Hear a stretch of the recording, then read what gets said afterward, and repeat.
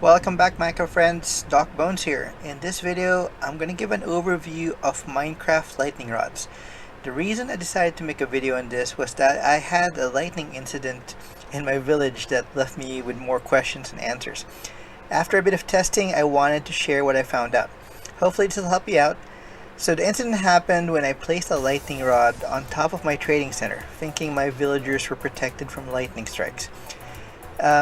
Unfortunately, what I found out was that I pretty much doomed my villagers by placing the lightning rod too low. It was actually just right above the roofing of the trading center, and the lightning strike turned a few of my villagers into witches.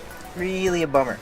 So hopefully this video will save you the fate of having your discounted mending villager or maybe your discounted weaponsmith turn into witches, and eventually having to eradicate and make new ones afterwards. That could really sour your day like it did mine.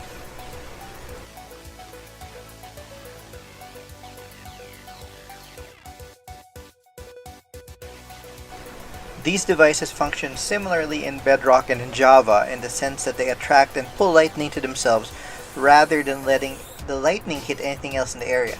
But the main difference is that in Java, the area of protection is 32 blocks, and in Bedrock, it's 64. Not sure if there's been data released regarding this with the Pocket Edition. So if you know information like this, feel free to share it in the comment section below just to help other people looking for information. So one thing I did know that they pulled lightning. One thing I didn't know was that similar to real lightning rods, you need to put some distance and elevation between what you're trying to protect and the lightning rods themselves. So placing it on top of your wooden house will probably still cause fires, and placing it on a fence that's surrounding your pigs will probably cause your pigs to turn into zombie pigmen if a lightning does hit that lightning rod. So in reality, if you do this, you just increase the chance of getting your stuff hit by lightning if you do not put adequate distance or adequate elevation between your lightning rod and what you're trying to protect.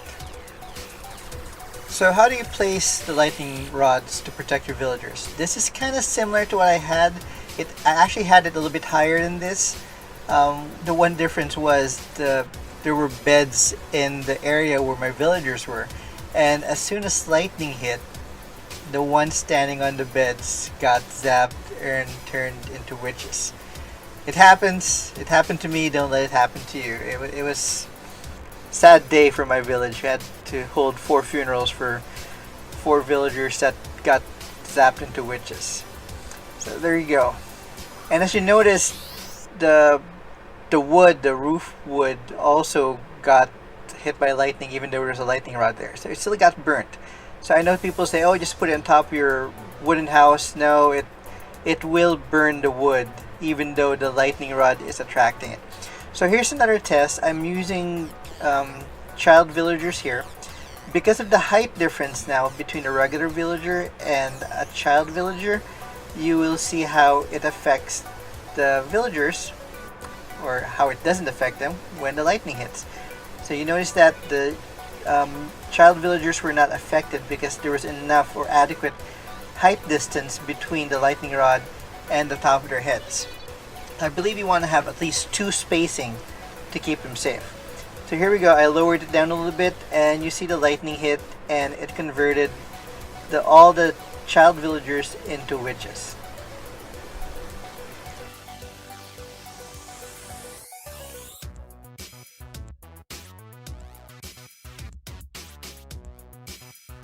So just remember to play safe with the villagers that you care about and the placement of your lightning rod. It's usually 2 blocks in between the lightning rod and the top of the villager's head that you want to put in place. But also remember that your villager might stand on items like a bed or their tables, and that's going to change the distance altogether. So this next test right here, I'm trying to cover the distance that a lightning rod will have effect on. So if you notice, I made a 6x6 square here with creepers all over the place. So the red box in the middle, the 4 boxes are red, then you've got orange and yellow. So having the lightning rod placed there, you can tell that the the area closest to it, the 4x4 area, was the area affected by the lightning strike. So in general, that seems to be the affected area. So a 4x4 area. Not one time during my testing did the outer area, the 5x5 area, the yellow area, get affected by lightning strikes. Even though I lowered the height of the lightning rod, the distance from the ground, I actually put it down lower and lower, and it still maintained that 4x4 area. So a 16 block 4x4 area seems to be the sweet spot, or the danger spot, for lightning strikes with a lightning rod. I'm not sure if lightning behaves differently if it's not being attracted by a lightning rod, because it's kind of hard to do that aside from using a lot of command blocks, which I'm not very familiar with, unfortunately. I can make damage, but I can't really make it function for myself in a positive or creative way. So there you have it. Lightning rods here. I'm gonna place it down a little bit. I'm gonna place it up a little bit higher now, and do a very similar test.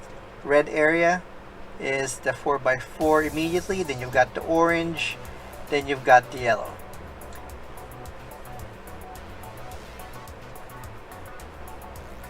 Trying to rush here before lightning strikes while I'm not completely done. Of course, I've got some guy messing me up. And I've got a villager here. Sorry, man. You're in the way of science.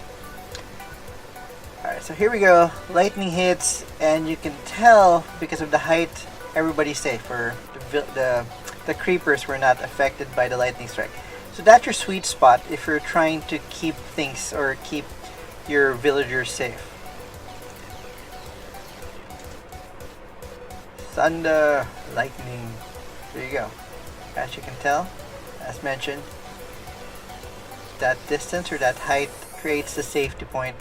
One block lower or a few blocks lower will actually cause your creepers or any device or any mobs in that immediate area, that 4x4 area. As you can tell, they got turned into charged creepers. And multiple lightning hits after the first hit will actually cause damage. As you see there, they all just succumb to a high dose of 2.21 gigawatts of power.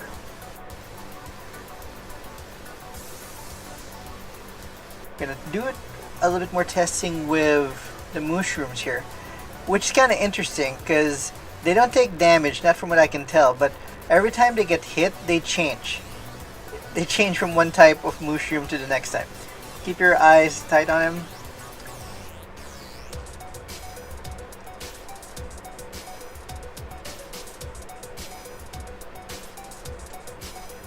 Come on, there you go. You see that? As soon as the lightning hits them, they do change from one type of mushroom to the next type. And here we go. We're gonna put down some pigs for the final test, or not final, second to the last test. And because pigs are shorter or vertically challenged, as most people would prefer it said, shorter than other mobs, they actually would need to have the lightning rods adjusted distance from the ground wise, because that would not let them get hit. So putting it down one block lower, voila, there you go, you got your zombie pigmen. And multiple hits again will cause them to get killed, for lack of a better word. So for the last one here, this sounds very cruel, this seems very cruel, but I'm putting down some turtles. I was told, and I actually looked it up also, it says that when turtles are hit, they do drop wooden bowls, but I think that's more on natural striking lightning, not ones that are pulled in with a lightning rod. So I put some turtles here, wait for lightning to hit, and in reality nothing really happened. They drop different things like seagrass or whatnot, or they're nothing really as far as wooden bowls. Maybe they do, maybe I just didn't test enough, but that was a good number of them. So anyway, I hope you found something useful in this video.